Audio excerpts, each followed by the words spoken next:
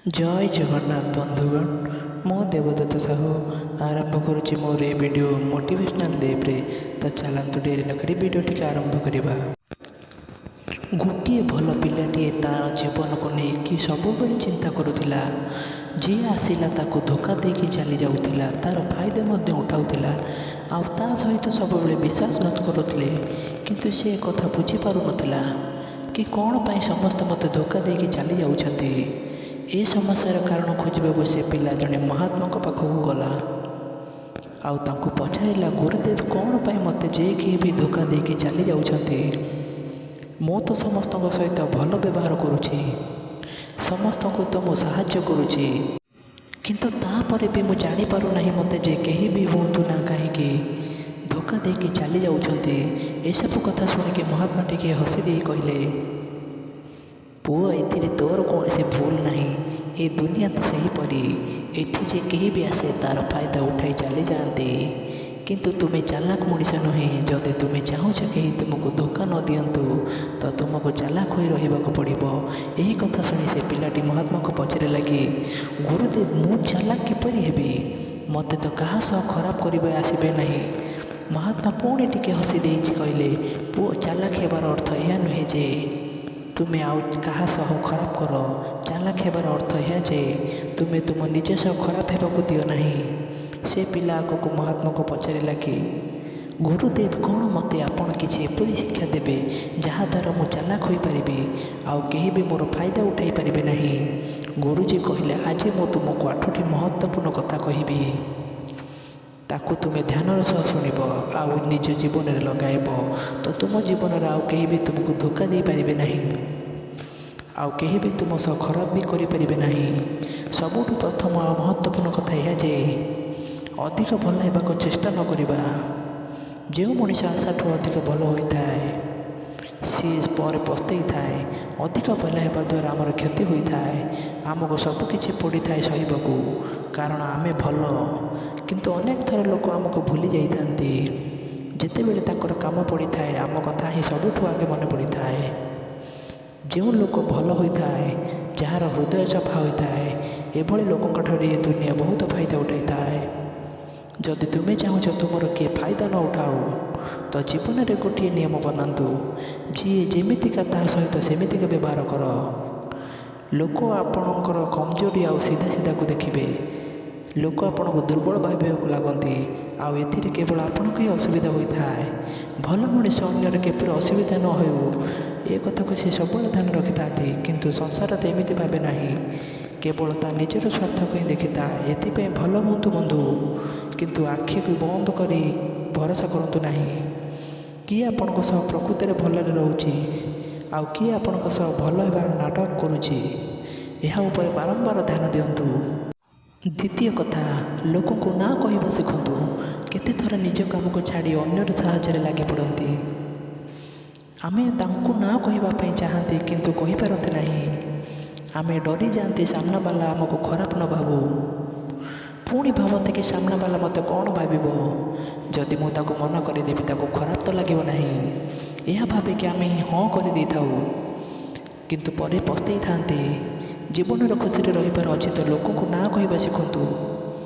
जदि कहीं तुमको किसी मांगापी आसुँच, जदि कहीं आपण किसी साहाय्य नापी आसुँच तो आपण ये सब करने चाहूना तो भल सफा सफा मना कर दे था।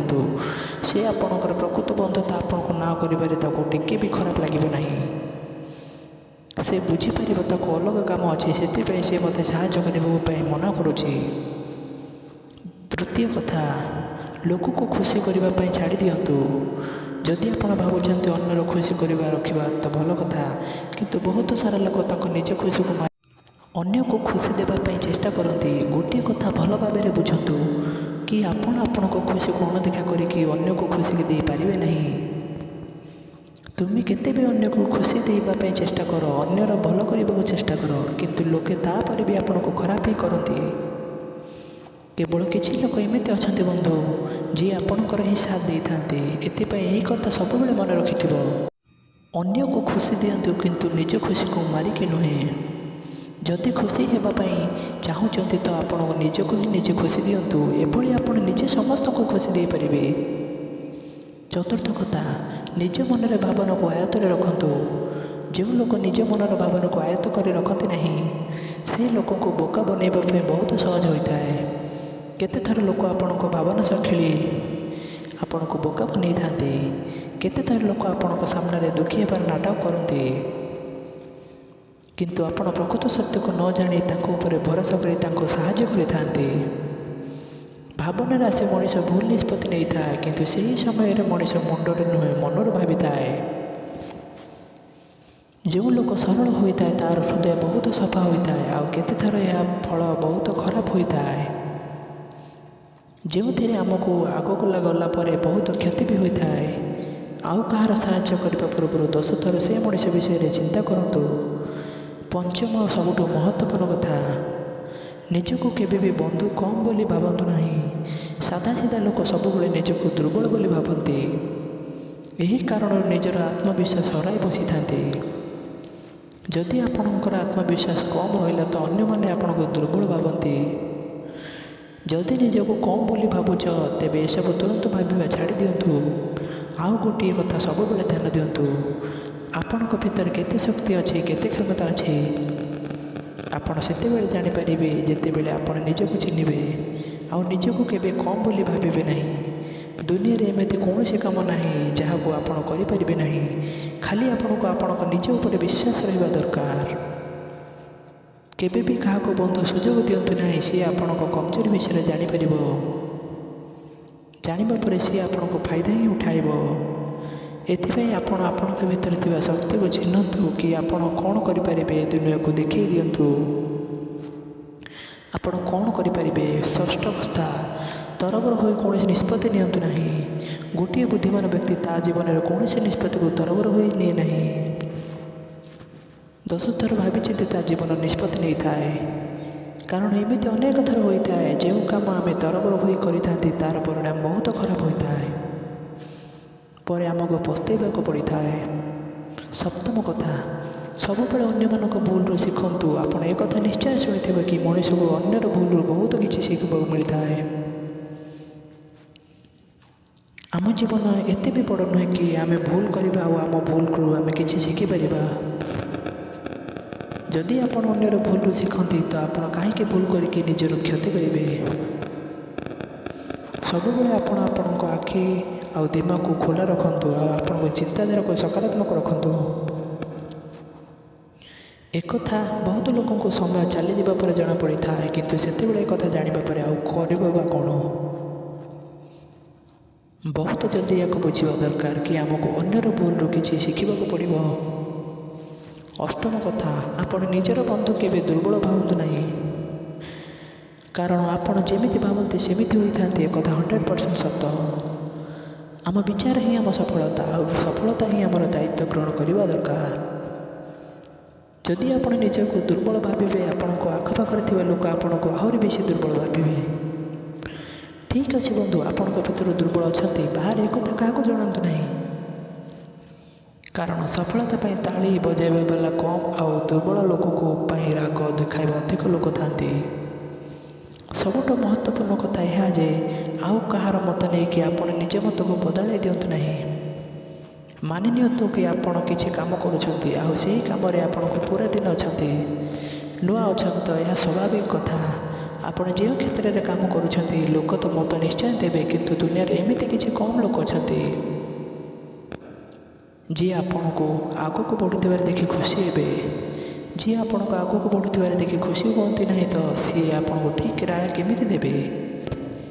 ଆପଣଙ୍କ ଜୀବନରେ ଆଗକୁ ବଢ଼ିବାକୁ ହେଲେ ଅନ୍ୟର ମତ ନ ନେଇ ନିଜ କାମକୁ ପୁରା ମନ ଲଗାଇ କରିବାକୁ ହେବ। ଦୁନିଆ କ'ଣ କରିବ କହିବ ଏହା ଉପରେ ଅଯଥା ବିଚାର ନ କରି ଆପଣଙ୍କୁ ଆଗକୁ ବଢ଼ିବାର ଅଛି। ଦୁନିଆ ପଛେ ଆପଣଙ୍କୁ କେତେଥର ଡରେଇକି ଆପଣଙ୍କୁ ପିଛା କରୁ, କିନ୍ତୁ ସେ ଡରକୁ ଅଣଦେଖା କରିକି ଆପଣଙ୍କୁ ଆଗକୁ ବଢ଼ିବାର ଅଛି। ଯଦି କେହି କିଛି ଭୁଲ କାମ କରିବା ପାଇଁ କିଛି ଷଡ଼ଯନ୍ତ୍ର କରୁଛି, ଯଦି କିଏ ଆସିକି ଆପଣଙ୍କୁ ଏହା କହୁଛି ଯେ ଏ କାମ ବହୁତ କଠିନ ତ ତାକୁ ଭୁଲ ପ୍ରମାଣ କରିବା ପାଇଁ ଆଗକୁ ବଢ଼ନ୍ତୁ, ଶେଷରେ ଏହା କହିବି କି ସବୁବେଳେ ଭଲ ମଣିଷ ସାଥିରେ ରୁହନ୍ତୁ। ଏକଥା ଆପଣ ନିଶ୍ଚୟ ଶୁଣିଥିବେ। ଆପଣ କୌଣସି ମଦ ଦୋକାନ ଆଗରେ ବସିକି ଯଦି ଆପଣ କ୍ଷୀର ପିଉଥାନ୍ତି ତ ଲୋକେ ଆପଣଙ୍କୁ ନିଶ୍ଚୟ ମଦ ପିଉଥିବାର ବୋଲି ଭାବିବେ। ଯଦି ଆପଣ କୌଣସି ମନ୍ଦିରରେ ବସି ପାଣି ବି ପିଉଛନ୍ତି ତ ଲୋକେ ଆପଣଙ୍କୁ ସନ୍ଥ ବୋଲି କହିବେ। ଏଥିପାଇଁ ଆମ ଜୀବନରେ ଭଲ ଲୋକଙ୍କ ସଙ୍ଗତି ନିହାତି ଦରକାର। କି ଆପଣ କାହା ସହ ବସା ଉଠା କରୁଛନ୍ତି ଆଉ କାହା ସହ ସାଥୀ ହୋଇ ରହୁଛନ୍ତି, ଏଥିରେ ଆପଣଙ୍କ ବ୍ୟକ୍ତିତ୍ୱ ତିଆରି ହୋଇଥାଏ। ଏଥିପାଇଁ ସବୁବେଳେ ଭଲ ଲୋକଙ୍କ ସାଥିରେ ରହିଲେ ଆପଣ ଆଗକୁ ବଢ଼ିପାରିବେ। ଆପଣ ଯେଉଁଭଳି ଲୋକଙ୍କ ସାଥିରେ ରହୁଛନ୍ତି ନା ତାଙ୍କ ଭଳି ଭବିଷ୍ୟତ ଆପଣଙ୍କ ବି ହେଉ। Thanks for watching. ଆଜି ପାଇଁ ତ ସମୟ ହେଇଯାଇଛି ବନ୍ଧୁଗଣ। ପୁଣି ଦେଖା ହେବ ଆସନ୍ତାକାଲି ନୂଆ ଭିଡ଼ିଓ ସହ। ସେ ପର୍ଯ୍ୟନ୍ତ ଆପଣଙ୍କୁ ଜଗନ୍ନାଥ ଭଲରେ ରଖନ୍ତୁ। ଜୟ ଜଗନ୍ନାଥ ବନ୍ଧୁଗଣ। ରହୁଛି, ପୁଣି ଦେଖା ହେବ ଆସନ୍ତାକାଲି।